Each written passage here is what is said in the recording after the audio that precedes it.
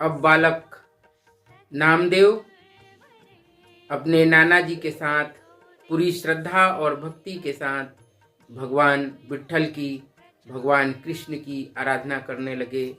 रोज भोग लगाते, दूध पिलाते भगवान को, और इस तरह से गतिविधियां आगे बढ़ती रही।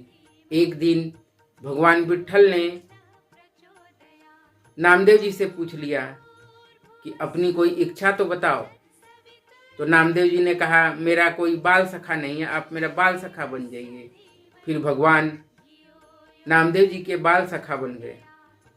भगवान कृष्ण जी का जन्म 2500 साल पहले हुआ था, लेकिन ये जो कहानी है ये 600-700 साल पहले की है।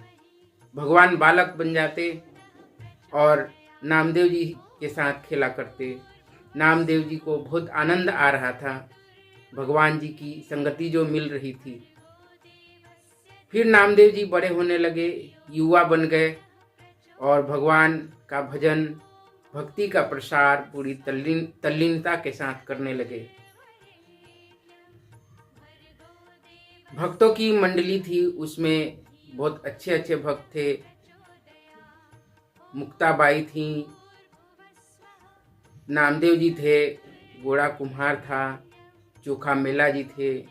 ऐसे ऐसे अच्छे अच्छे भक्तों की टोली थी। और एक भक्त की टोली पंढरपुर महाराष्ट्र से होते हुए, ब्रज होते हुए, वृंदावन होते हुए दिल्ली आ पहुंची। पंढरपुर एक प्रसिद्ध मंदिर है जहाँ पर भगवान कृष्ण माता रुक्मिणी के साथ सदियों से विराजमान हैं। बहुत ही जीवंत तीर्थ माना जाता है पंढरपुर को। दिल्ली में आके भक्ति का प्रचार करने लगी। उस समय दिल्ली का सुल्तान सिकंदर लोदी था। सिकंदर लोदी ने नामदेव जी के बारे में बहुत कुछ सुन रखा था। उसे पता था कि ये एक चमत्कारी संत हैं। तो उसने नामदेव जी के यहाँ खबर भिजवाया कि मैं भी भजन सुनना चाहता हूँ, कि संतों की मंडली आकर भजन सुनाए। भजन तो एक बहाना था, वो वास्तव में उन संतों की परीक्षा लेना चाहता था। नामदेव जी पहुँच गए और भजन होने लगा। क्योंकि सिकंदर लोदी की माँ हिंदू थी, हिंदू का प्रभाव तो उस पर उतना नहीं था, लेकिन थोड़ा बहुत असर था अपनी माँ का। तो भजन होने लगा, लेकिन वो संतों की परीक्षा लेना चाहता था। और उसने एक गाय मंगवाया और गाय मंगवाकर अपनी तलवार से गाय का सिर अलग कर दिया, काट दिया गाय को, और बोला कि अगर आप चमत्कारी संत हैं और आपका साहब है तो आप इस गाय को जिंदा कर दीजिए। ये देखकर नामदेव जी के होश उड़ गए। वो जानते थे कि ये हमें बेइज्जत करना चाहता है, परीक्षा लेना चाहता है।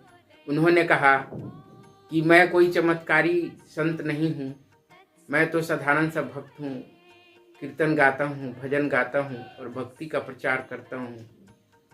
जब ये बात सुना, उनका दैन्य भाव देखा तो और गुस्से में आ गया सिकंदर लोदी, और बोला कि अभी इसे जिंदा करो। तो नामदेव जी हाथ जोड़े और प्रार्थना किए कि हे भक्तवत्सल प्रभु, सर्वशक्तिमान प्रभु, ये सुल्तान जो है हमारी परीक्षा लेना चाहता है। मैं तो समर्थ नहीं हूँ, कुछ नहीं जानता, मैं सिर्फ आपकी भक्ति करता हूँ। मेरी आयु इस गाय को दे दीजिए और इस गाय को जिंदा कर दीजिए। और फिर नामदेव जी ने गाय को स्पर्श किया और स्पर्श करते ही गाय का सिर गाय की बॉडी से जुड़ गया और गाय उठकर बैठ गई और नामदेव जी को स्नेह के साथ चाटने लगी। उसने सिकंदर लोदी ने ये देखा तो हतप्रभ रह गया और उसने नामदेव जी से प्रार्थना किया कि मेरे से आप कुछ लीजिए, कुछ मांगिए। उन्होंने कहा कि मुझे कुछ नहीं चाहिए, मैं तो भगवान का एक भक्त हूँ, मुझे किसी चीज़ की कामना नहीं है। लेकिन फिर भी सिकंदर लोदी ने उन्हें एक रत्नों से जड़ित एक पलंग दे दिया तोहफे में। जब पलंग दे दिया तो अब पलंग की सुरक्षा के लिए उन्होंने सैनिक लगा दिया। तो इससे भजन में बाधा पड़ती, इससे नामदेव जी और उनकी जो भक्त मंडली थी, भक्तों की मंडली थी, वो परेशान हो गई। तो उन्होंने क्या किया, नामदेव जी ने कि उसे नदी में बहा दिया, उस पलंग को। जब ये बात सिकंदर लोदी को पता चला तो बहुत गुस्से में आ गया और बोला, फिर वो उनकी परीक्षा लेना चाहता था और बोला कि वो उस पलंग को आपने नदी में बहा दिया, अगर वो पलंग होता तो सेम उसी साइज का मुझे एक दूसरा पलंग बनवाना था। तो नामदेव जी ने कहा ऐसी बात है। तो उन्होंने नदी के पास गए और नदी में हाथ लगाया और जैसा पलंग उसने दिया था वैसा 100 पलंग आ गया किनारे और बोला कि ले लो नाप। फिर सिकंदर लोदी उनके चरणों में लेट गया और बोला कि माफ़ कर दीजिए, मैं मान गया आपकी भक्ति को।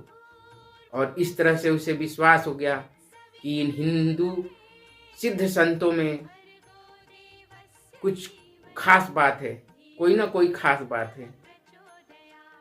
तो अगर ईश्वर पे आपको विश्वास है, उनमें गहरी आस्था है, श्रद्धा है, तो भगवान कहीं भी प्रकट हो जाते हैं और भगवान अपने भक्तों की रक्षा करते हैं। भगवान पत्थर से पैदा हो जाते हैं, मूर्ति से पैदा हो जाते हैं और भक्तों की मनोकामना पूर्ण करते हैं, भक्तों की रक्षा करते हैं।